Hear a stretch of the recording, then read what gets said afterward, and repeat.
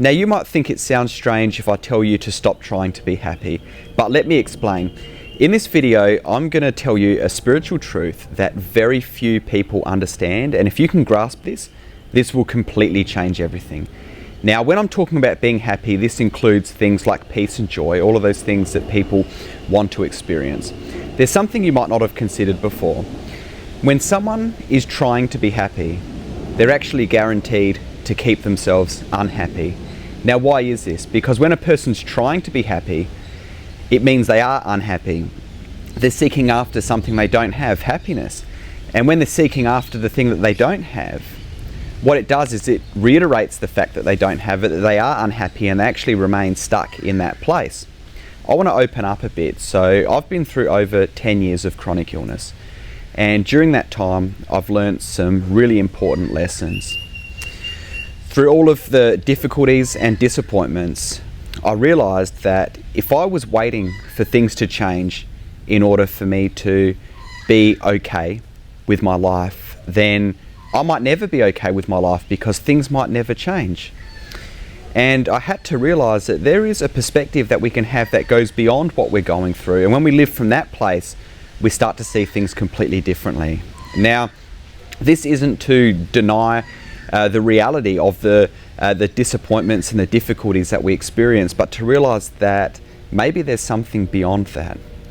You see, our circumstances are changing, and we don't have complete control over our circumstances, over our emotions. But God is not changing.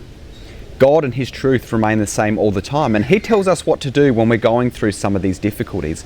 In Philippians 4:6-7, it says to not be anxious about anything, but in everything by prayer and supplication with thanksgiving, present our requests to God, and the peace of God which surpasses all understanding will guard our hearts and our minds in Christ Jesus. Now, the mistake that many people make is they read this and they actually seek after the peace of God that surpasses all understanding rather than actually seeking after God. And it's the same thing. If you seek after the peace, you're not going to find the peace. If you seek after God, the peace and the joy will chase you down.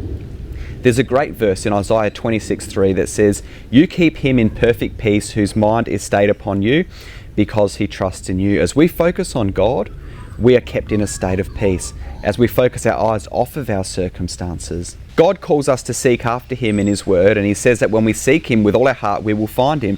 Jeremiah 29:13, "You will seek me and you will find me when you seek me with all your heart."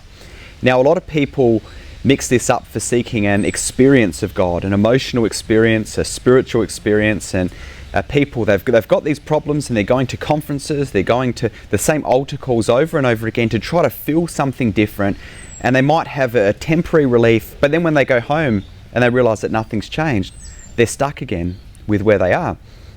We're not to seek after experiences of God, we're to seek after God Himself. So what this means is actually, even when we don't feel like it, getting out His Word, being in prayer and asking Him to reveal Himself to us.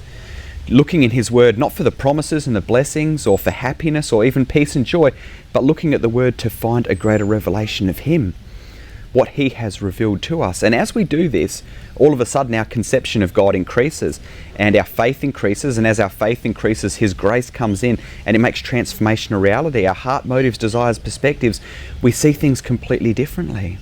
And all of a sudden, even if things aren't okay, we are okay at the deepest level inside of us because we have God. You see, that is the thing.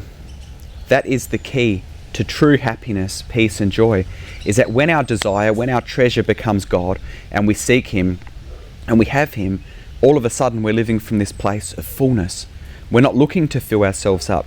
Yes, there may be many things that are going on that we don't like. We may at times feel many ways that we don't like, but there's something that goes beyond that. Because our hope is not in our circumstances, it's not in our emotions, it's not even in feeling happiness, peace or joy, but it's in God. And God is unchanging and His presence is constant regardless of what we're going through, as is His grace to sustain us. It's not always easy, but God is enough. I pray that this message has blessed you. I would love to get your thoughts. Leave your comments below and I'll talk to you soon. God bless you, friends.